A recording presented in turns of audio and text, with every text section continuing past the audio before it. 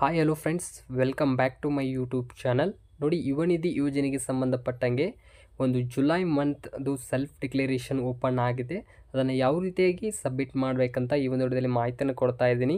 So ಅದಕ್ಕೂ ಮುಂಚೆ ನಮ್ಮ ಯೂಟ್ಯೂಬ್ ಚಾನಲ್ ನೀವೇನಾದರೂ ಮೊದಲ ಬಾರಿಗೆ ವಿಸಿಟನ್ನು ಮಾಡಿದರೆ ಆದಷ್ಟು ನಮ್ಮ ಯೂಟ್ಯೂಬ್ ಚಾನಲ್ನ ಸಬ್ಸ್ಕ್ರೈಬ್ ಮಾಡ್ಕೊಂಡು ಪಕ್ಕದಲ್ಲಿರುವ ಬೆಲ್ಲೈಕನ್ನು ಆನ್ ಮಾಡ್ಕೊಳ್ಳಿ. ಮತ್ತು ನಮ್ಮ ಟೆಲಿಗ್ರಾಮ್ ಗ್ರೂಪಿಗೆ ಯಾರು ಜಾಯ್ನ್ ಆಗಿಲ್ಲ ನೋಡಿ, ನಾನು ಡಿಸ್ಕ್ರಿಪ್ಷನ್ ಬಾಕ್ಸ್ಗಳಿಗೆ ಲಿಂಕನ್ನು ಕೊಟ್ಟಿರ್ತೀನಿ. ಅದರ ಮೇಲೆ ಕ್ಲಿಕ್ ಮಾಡಿಕೊಂಡು ನಮ್ಮ ಟೆಲಿಗ್ರಾಮ್ ಗ್ರೂಪಿಗೆ ಜಾಯ್ನ್ ಆಗಿ ಮುಂಬರುವ ಎಲ್ಲ ಒಂದು ಅಪ್ಡೇಟ್ಸ್ ಅದರಲ್ಲಿ ಬರ್ತಾ ಇರ್ತವೆ. ನೋಡಿ, ಏನು ಒಂದು ಯೋಜನೆ ಅಂದರೆ ಯುವ ನಿಧಿ ಯೋಜನೆಗೆ ಸಂಬಂಧಪಟ್ಟಂಗೆ ಒಂದು ಜೂನ್ ಮಂತಿಂದು ಈಗಾಗಲೇ ಸೆಲ್ಫ್ ಡಿಕ್ಲರೇಷನ್ನ ಕಂಪ್ಲೀಟ್ ಮಾಡಿರ್ತಾರೆ, ಅಂಥವ್ರಿಗೆ ಜೂನ್ ಅಮೌಂಟ್ ಬರುತ್ತೆ. ಮತ್ತು ಈ ತಿಂಗಳಿನ ಜುಲೈ ಮಂತಿಂದೂ ಸೆಲ್ಫ್ ಡಿಕ್ಲರೇಷನ್ ಮಾತ್ರ ಮಾಡಿದರೆ ನಿಮಗೆ ಜುಲೈ ಮಂತದ ಅಮೌಂಟ್ ರಿಶ್ಯೂ ಆಗುತ್ತೆ. ನೀವೇನಾದರೂ ಸೆಲ್ಫ್ ಡಿಕ್ಲರೇಷನ್ ಮಾಡಲಿಲ್ಲ ಅಂದರೆ ಯಾವುದೇ ರೀತಿ ಅಮೌಂಟ್ ಅದು ರಿಶ್ಯೂ ಆಗೋದಿಲ್ಲ. ಅದಕ್ಕೆ ಯಾವ ರೀತಿಯಾಗಿ ಒಂದು ಸೆಲ್ಫ್ ಡಿಕ್ಲರೇಷನ್ ಮಾಡಬೇಕು ಜುಲೈ ಮಂತದಂತ ಈ ಒಂದು ವಿಡಿಯೋದಲ್ಲಿ ನೋಡ್ಕೊಳ್ಳೋಣ. ನೋಡಿ, ಮೊದಲನೇದಾಗಿ ಕರ್ನಾಟಕ ಸರ್ಕಾರದ ಖಾತ್ರಿ ಯೋಜನೆಗಳಾದ ಪ್ರಮುಖವಾದ ಯೋಜನೆಯಾಗಿದೆ ಯುವ ನಿಧಿ ಯೋಜನೆ. ಒಂದು ಸೇವಾ ಸಿಂಧು ಪೋರ್ಟಲ್ ಮೂಲಕ ನೀವು ಏನು ಮಾಡಬೇಕಾಗುತ್ತೆ, ಸೆಲ್ಫ್ ಡಿಕ್ಲರೇಷನ್ನ ಸಬ್ಮಿಟ್ ಮಾಡಬೇಕಾಗತ್ತೆ. ನಾವು ಸೇವಾ ಸಿಂಧು ಪೋರ್ಟಲ್ನ ಓಪನ್ ಮಾಡ್ಕೊಳ್ಳೋಣ. ನಾನು ಈ ಡೈರೆಕ್ಟ್ ಲಿಂಕನ್ನು ನಾನು ಒಂದು ಡಿಸ್ಕ್ರಿಪ್ಷನಲ್ಲಿ ಕೊಟ್ಟಿರ್ತೀನಿ. ಅದರ ಮೇಲೆ ಕ್ಲಿಕ್ ಮಾಡ್ಕೊಂಡು ಈ ವೆಬ್ಸೈಟ್ನ ಓಪನ್ ಮಾಡ್ಕೊಳ್ಳಿ.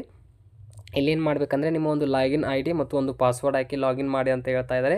ನೀವು ಸಾಕಷ್ಟು ಅಭ್ಯರ್ಥಿಗಳಿಗೆ ಒಂದು ಲಾಗಿನ್ ಐ ಡಿ ಆಗಿರ್ಬೋದು, ಒಂದು ಪಾಸ್ವರ್ಡ್ ಆಗಿರ್ಬೋದು, ಯಾವುದೇ ರೀತಿ ಗೊತ್ತಿರೋದಿಲ್ಲ, ಅವರಿಗೆ ಕನ್ಫ್ಯೂಸ್ ಆಗಿರುತ್ತೆ. ಇಲ್ಲಿ ನೀವೇನು ಮಾಡಬೇಕಂದ್ರೆ ನಿಮ್ಮ ಒಂದು ಯುವ ನಿಧಿಗೆ ಯಾವ ಮೊಬೈಲ್ ನಂಬರ್ ನೀಡಿರ್ತೀರ, ಒಂದು ರಿಜಿಸ್ಟರ್ ಮೊಬೈಲ್ ನಂಬರ್ ನೀಡಿರ್ತೀರ, ಅಥವಾ ಸೇವಾ ಸಿಂಧು ಪೋರ್ಟಲ್ನ ಯಾವ ಒಂದು ಮೊಬೈಲ್ ನಂಬರಿಂದ ನೀವು ರಿಜಿಸ್ಟರ್ ಮಾಡಿರ್ತೀರ ಆ ಒಂದು ಮೊಬೈಲ್ ನಂಬರ್ನ ಇಲ್ಲಿ ನೀಡಿ. ಮತ್ತು ನಿಮಗೆ ಪಾಸ್ವರ್ಡ್ ಗೊತ್ತಿಲ್ಲ ಅಂದರೆ ನೀವು ಏನು ಮಾಡಬೇಕು, ಇಲ್ಲಿ ಗೆಟ್ ಒ ಟಿ ಪಿ ಅಂತಿರುತ್ತೆ. ಅಂದರೆ ಇಲ್ಲಿ ನಿಮ್ಮ ಮೊಬೈಲ್ ನಂಬರ್ನ ಹಾಕೊಂಡು ಇಲ್ಲಿ ಗೆಟ್ ಒ ಟಿ ಪಿ ಅಂತಿರುತ್ತೆ. ಆ ಗೆಟ್ ಒ ಟಿ ಪಿ ಮೇಲೆ ಕ್ಲಿಕ್ ಮಾಡಿದರೆ ನಿಮ್ಮ ಒಂದು ರಿಜಿಸ್ಟರ್ ಮೊಬೈಲ್ ನಂಬರ್ಗೆ ಒ ಟಿ ಪಿ ಬರುತ್ತೆ. ಆ ಒ ಟಿ ಪಿನ ನೀವು ಇಲ್ಲಿ ಫಿಲ್ ಮಾಡಿ ಲಾಗಿನ್ನ ಮಾಡ್ಕೊಳ್ಳಿ. ನೋಡಿ, ನಾನು ಒಂದು ಮೊಬೈಲ್ ನಂಬರ್ ಆಯ್ತು ಮತ್ತು ಒಂದು ಒ ಟಿ ಪಿನ ಹಾಕೊಂಡಿದ್ದೀನಿ. ಈಗ ಲಾಗಿನ್ ಮೇಲೆ ಕ್ಲಿಕ್ ಮಾಡ್ಕೊಳ್ತಾ ಇದ್ದೀನಿ. ನೋಡಿ, ಲಾಗಿನ್ ಮಾಡಿ ತಕ್ಷಣ ನೆಕ್ಸ್ಟ್ ಈ ರೀತಿಯಾಗಿ ಪೇಜ್ ಓಪನ್ ಆಗುತ್ತೆ. ನೆಕ್ಸ್ಟ್ ಈ ರೀತಿ ಪೇಜ್ ಓಪನ್ ಆದ ತಕ್ಷಣ ನೀವು ನೆಕ್ಸ್ಟ್ ಏನು ಮಾಡಬೇಕಂದ್ರೆ ಇಲ್ಲಿ ಅಪ್ಲೈ ಫಾರ್ ಸರ್ವಿಸ್ ಅಂತಿದೆ, ಇದರ ಮೇಲೆ ಕ್ಲಿಕ್ ಮಾಡ್ಕೊಳ್ಳಿ. ಇದ್ರ ಮೇಲೆ ಕ್ಲಿಕ್ ಮಾಡಿದ ತಕ್ಷಣ ವ್ಯೂ ಆಲ್ ಅವೈಲಬಲ್ ಸರ್ವಿಸ್ ಅಂತ ಬರುತ್ತೆ, ಇದ್ರ ಮೇಲೆ ಕ್ಲಿಕ್ ಮಾಡ್ಕೊಳ್ಳಿ. ಇದ್ರ ಮೇಲೆ ಕ್ಲಿಕ್ ಮಾಡಿದ ತಕ್ಷಣ ನೆಕ್ಸ್ಟು ನಿಮಗೆ ಈ ರೀತಿ ಒಂದು ಸರ್ಚ್ ಬಾಕ್ಸ್ ಬರುತ್ತೆ. ಈ ಸರ್ಚ್ ಬಾಕ್ಸ್ನಲ್ಲಿ ಏನು ಮಾಡಬೇಕಂದ್ರೆ ಯುವ ನಿಧಿ ಅಂತ ಸರ್ಚ್ ಮಾಡಿ. ಯುವ ಅಂತ ಸರ್ಚ್ ಮಾಡಿದರೆ ಸಾಕು. ನೀವು ಇಲ್ಲಿ 3 ಆಪ್ಷನ್ಗಳು ಬರ್ತವೆ. ಈಗಾಗಲೇ ನೀವು ಒಂದು ಅರ್ಜಿ ಸ್ಥಿತಿಯನ್ನು ಇಲ್ಲಿ ಚೆಕ್ ಮಾಡ್ಕೊಳ್ಬೋದು. ಮತ್ತು ಯುವ ನಿಧಿಗೆ ಇನ್ನೂ ಅರ್ಜಿ ಸಲ್ಲಿಸಿಲ್ಲ, ಅರ್ಜಿಯನ್ನು ಸಲ್ಲಿಸ್ಬೋದು. ಮತ್ತು ಯುವ ನಿಧಿ ಮಾಸಿಕ ನಿರುದ್ಯೋಗ ಸ್ವಯಂ ಘೋಷಣೆಗೆ ಇಲ್ಲಿ ಅರ್ಜಿ ಅಂತಿರುತ್ತೆ, ಥರ್ಡ್ ಒನ್ನು, ಅದ್ರ ಮೇಲೆ ಕ್ಲಿಕ್ ಮಾಡ್ಕೊಳ್ಳಿ. ನೋಡಿ, ಅದ್ರ ಮೇಲೆ ಕ್ಲಿಕ್ ಮಾಡಿದ ತಕ್ಷಣ ನೆಕ್ಸ್ಟ್ ಈ ರೀತಿಗೆ ಬರುತ್ತೆ. ನಿಮಗೆ ಅನ್ಎಂಪ್ಲಾಯ್ಮೆಂಟ್ ಸೆಲ್ಫ್ ಡಿಕ್ಲರೇಷನ್ನ ನೀವು ಕಂಪಲ್ಸರಿ ಮಂತ್ಲಿ ಹಾಕಬೇಕಾಗುತ್ತೆ. ಇದು ಒಂದು ಜುಲೈ ತಿಂಗಳದು ಒಂದು ಸೆಲ್ಫ್ ಡಿಕ್ಲರೇಷನ್ ಆಗಿರುತ್ತೆ. ಇದನ್ನು ಯಾವ ರೀತಿ ಫಿಲ್ ಮಾಡಿ ಸಬ್ಮಿಟ್ ಮಾಡಬೇಕಂತ ನಾವು ಮೊದಲೇದಾಗಿ ನೋಡ್ಕೊಳ್ಳೋಣ. ಮೊದಲೇದಾಗಿ ನಿಮಗೆ ಇಲ್ಲಿ ಒಂದು ಆಧಾರ್ ನಂಬರ್ ಕೇಳುತ್ತೆ, ಇಲ್ಲಿ ಆಧಾರ್ ನಂಬರ್ನ ನೀಡ್ಕೊಳ್ಳಿ. ನೋಡಿ, ಆಧಾರ್ ನಂಬರ್ ನೀಡಿದ ತಕ್ಷಣ ನಿಮಗೆ ಆ ಒಂದು ಆಧಾರ್ ಕಾರ್ಡ್ ನಂಬರ್ಗೆ ಒಂದು ಒ ಟಿ ಪಿ ಇಶ್ಯೂ ಆಗುತ್ತೆ. ಇಲ್ಲಿ ಅಗ್ರಿ ಅಂತಿದೆ, ಇದ್ರ ಮೇಲೆ ಕ್ಲಿಕ್ ಮಾಡ್ಕೊಳ್ಳಿ. ಅಗ್ರಿ ಮೇಲೆ ಕ್ಲಿಕ್ ಮಾಡಿದರೆ ನಿಮಗೆ ಆಧಾರ್ ಕಾರ್ಡಿಗೆ ಒಂದು ಒ ಟಿ ಪಿ ಹೋಗುತ್ತೆ. ಆ ಒ ಟಿ ಪಿನ ನೀವು ಇಲ್ಲಿ ಫಿಲ್ ಮಾಡ್ಕೊಳ್ಳಿ. ಈ ರೀತಿಯಾಗಿ ಒ ಟಿ ಪಿನ ಇಲ್ಲಿ ಫಿಲ್ ಮಾಡಿ ವ್ಯಾಲಿಡಿಟಿ ಮೇಲೆ ನೋಡಿ. ಅದರ ಮೇಲೆ ನೀವು ಕ್ಲಿಕ್ ಮಾಡಿದ ತಕ್ಷಣ ನಿಮ್ಮ ಒಂದು ಆಧಾರ್ನಲ್ಲಿರುವಂಥ ಹೆಸರಾಗಿರ್ಬೋದು, ನಿಮ್ಮ ಒಂದು ಯುವ ನಿಧಿ ರೆಫರೆನ್ಸ್ ನಂಬರ್ ಇಲ್ಲಿ ಶೋ ಆಗುತ್ತೆ, ನಿಮ್ಮ ಒಂದು degree certificate registration number show ಆಗುತ್ತೆ. ಈ ರೀತಿ ಆದ ತಕ್ಷಣ ನಿಮಗೆ ಇಲ್ಲಿ 5th ಒಂದು ಏನು ಹಾಕಬೇಕಂದ್ರೆ ಇಲ್ಲಿ ನಿಮಗೆ ಈ ತಿಂಗಳ ಸ್ವಯಂ ಘೋಷಣೆ ಜುಲೈ ತಿಂಗಳದು ಒಂದು ಸೆಲ್ಫ್ ಡಿಕ್ಲರೇಷನ್ ಮಾಡ್ತೀರಾ ಅಂತ ಕೇಳುತ್ತೆ. ಇಲ್ಲಿ ಎಸ್ ಅಂತ ನೀವು ಹಾಕ್ಕೊಳ್ಬೇಕಾಗತ್ತೆ. ಇದಾದ ತಕ್ಷಣ ಒಂದು ಸ್ವಯಂ ಘೋಷಣೆ ಒಪ್ಪಿಗೆಯಲ್ಲಿ ನೀಡಬೇಕಾಗತ್ತೆ.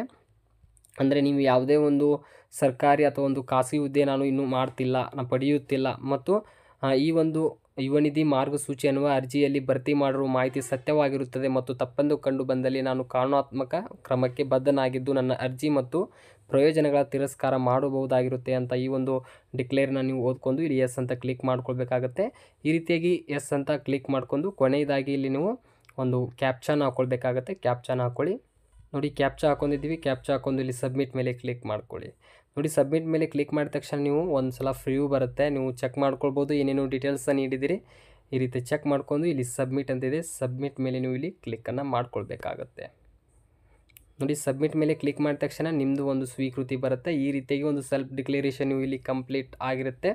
ನೋಡಿ, ಈ ರೀತಿ ನೀವು ಇದನ್ನು ಸ್ಕ್ರೀನ್ಶಾಟ್ನ ತೆಗೆದುಕೊಳ್ಬೋದು ಅಥವಾ ಒಂದು ಪ್ರಿಂಟ್ ತೆಗೆದುಕೊಳ್ಬೋದು. ಈ ರೀತಿಯಾಗಿ ಒಂದು ಸೆಲ್ಫ್ ಡಿಕ್ಲರೇಷನ್ ನೀವು ಕಂಪ್ಲೀಟನ್ನು ಮಾಡ್ಕೊಂಡ್ರೆ ಮಾತ್ರ ನಿಮಗೆ ಮಂತ್ಲಿ ಇದನ್ನು ಮಾಡಲೇಬೇಕಾಗಿರುತ್ತೆ. ಇದು ಒಂದು ಕಂಪಲ್ಸರಿ ಆಗಿರುತ್ತೆ. ನೀವು ಇದನ್ನು ಮಾಡಿದರೆ ಮಾತ್ರ ನಿಮಗೆ ಯುವ ನಿಧಿ ಅಮೌಂಟ್ ಇಶ್ಯೂ ಆಗುತ್ತೆ. ಈ ರೀತಿಯಾಗಿ ಒಂದು ಯುವ ನಿಧಿ ಯೋಜನೆಗೆ ಸಂಬಂಧಪಟ್ಟಂಗೆ ನಿಮಗೆ ಮಂತ್ಲಿ ನಾನು ಸೆಲ್ಫ್ ಡಿಕ್ಲರೇಷನ್ ಮಾಡ್ತಾ ನಿಮಗೆ ವಿಡಿಯೋನ ಮಾಡ್ತೀನಿ. ಸದ್ಯಕ್ಕೆ ಈ ರೀತಿಯಾಗಿ ಸೆಲ್ಫ್ ಡಿಕ್ಲರೇಷನ್ ಮಾಡ್ಕೊಳ್ಳಿ ಮತ್ತು ಈ ಜುಲೈ ಮಂತ್ದು ಅಮೌಂಟ್ ಇಶ್ಯೂ ಆಗುತ್ತೆ ನಿಮಗೆ. ನೋಡಿ ಈ ವಿಡಿಯೋ ಇಷ್ಟ ಆದರೆ ಆದಷ್ಟು ಲೈಕ್ ಮಾಡಿ ಮತ್ತು ಯುವ ನಿಧಿ ಯೋಜನೆಗೆ ಯಾರು ಅರ್ಜಿ ಸಲ್ಲಿಸಿದ್ದಾರೆ ನಿಮ್ಮ ಫ್ರೆಂಡ್ಸ್ಗಳು ಈ ವಿಡಿಯೋನ ಶೇರ್ ಮಾಡಿ ಅಂತ ಹೇಳ್ತಾ ಮುಂದಿನ ಒಂದು ವಿಡಿಯೋದಲ್ಲಿ ಸಿಗೋಣಂತೆ ಅಲ್ಲಿ